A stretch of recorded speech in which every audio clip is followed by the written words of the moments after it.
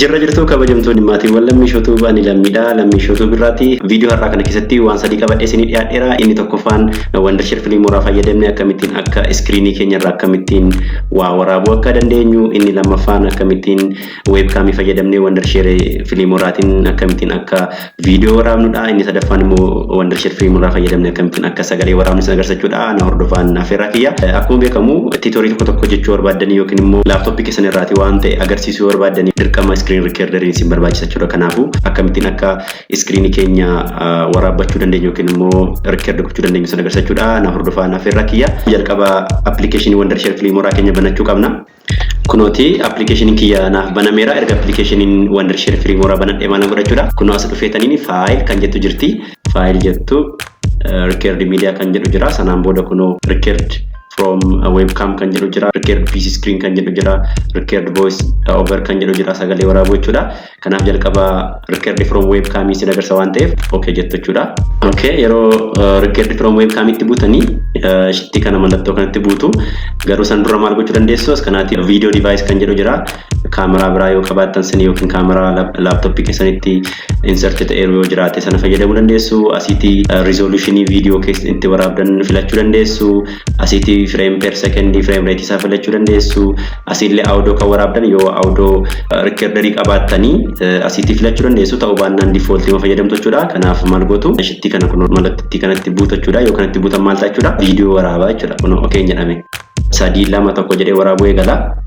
Kunooti waraabaa jira jechuudha. Kuno waraabaa jira. Kuno isin eegaleera jechuudha. Kuno viidiyoon kun kan waraabamaa jiru maal irraati jechuudha. Viidiyoon kun kan waraabamaa jiru Wondershare Filmooraatiin jechuudha. Kanaaf kuno shitti kana fayyadamtanii viidiyoo barbaaddan waraabuu dandeessu jechuudha. Yoo waraabanii xumurtanii shitti okay itti buutan sanaan booda isinii dhaaba jechuudha. Viidiyoon amma waraabne kunos kanatti save nu ta'a jechuudha. Gaafa nuti okay jennu viidiyoo kana kuno akka ittiin gadi fudhattanii kan akka ittiin gadi fudhattanii edit gochuu dandeessu jechuudha. Inni biraan inni xaanu kunos kana dhuftaniiti record media jettaniiti record PC screen kan jedhu jira jechuudha. Kanaafuu kana fayyadamtanii tiitoorii adda addaa hojjechuu dandeessu jechuudha. Kana jechuun wanta isin screen keessan irratti hojjettan waan isin search gootan ta'uu danda'a. Waan isin laaptooppii keessan irratti hojjettan hundi isaa asirraatii waraabama jechuudha. Yookiin immoo isheen kun waraabdi jechuudha.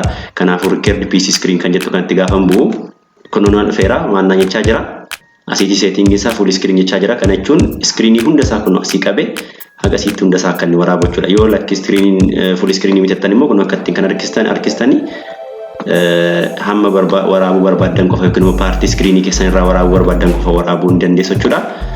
Kanaaf as kanatti custom jettanii hagam akka waraabuu barbaadan define godhachuu dandeessu. Ani amma full screen ni godhadha. Inni xaanu kunoota sitti speakerii barbaadan filachuu dandeessu. Speakerii yoo qabaattan sini inni dhuma maalidha? Shitti kana kuno eegalsiisuuf shitti kanatti buunaa jechuudha. Kuno sarkilii yookiin geengoo diimtuu kanatti gaafa buunu maal gochuu eegala jechuudha. Iskiriinii keenya irra kan jiru kana waraabuu eegala jechuudha. Okay haa jennume. Kuno 3 2 1 jedheeti deema. Yoo dhaabuu barbaadan F9 tuquu dandeessu jedha. Fakkeenyaaf nootipaaddii banadheetanii maalan jedha? Akkamitti iskiriinii irraa waan tokko waraabuu dandeenya jedheetti tiitooriin barbaade kennuu nan danda'a jechuudha. Akkasittiin barnoota adda addaa barsiisuu dandeessu jechuudha. Kana qofa miti asiin kunoo interneetii illee seentanii asirraan waan barbaadan agarsiisa, waan barbaadan searchii gocha, waan sitti tole agarsiisa tiitoorii barbaadan hojjechuu dandeessu jechuudha. Kanaaf kunos kanaati waraabaa jira jechuudha. Kunos ishee kana waraabaa jira kunoo daqiiqaa tokkoof sekendii 4 irra gaheera jechuudha. Waraabee kanaaf dhaabuu barbaadu shuma kan tambu'aa jechuudha. Diimtuu kan tambu'aa sanaan booda maal godhachuudha hin dhaabaa jechuudha. Kanaaf kunoo kanneen amma sila barreessine yookiin immoo kan amma nootipaaddii irratti barreessine kan nuti amma iskiriinii keenya irratti waan sila gochaa turre hundi isaayyuu waraabama jechuudha. Kanaaf kana fayyadamtanii iskiriinii keessan irraa waa waraabaa tiitoorii ta'e hojjechuu ni dandeessu jechuudha. Inni sadaffaa fi inni dhumaamu maalidha jechuudha? Sagalee waraabuudha. Sagalee immoo waraabuuf immoo dhufnes kana faayil jenna. Sanaan booda kunoo record voice over kan jedhu kanatti buuna. Sanaan booda kunoos kanaati inputii keenya filachuu dandeenya. Yoo inputii qabna ta'e maayikii loo qabannes keessaa filanneeti. Kunoo mallattiitti kan turfee buunaa jechuudha. Mallattoo kanatti gaafa buunu sagalee nuti ammasii haasofnu kan nu waraabaa jechuudha. Ishitti kan argamu bu'ee booda sagalee waraabuu jedhamee waraabame. Kun sagalee waraabuudha. Kun sagalee waraabuudha. Kun sagalee waraabuudha jedha fakkeenyaaf yoo waraabee xumura maalan godha okay jedha jechuudha.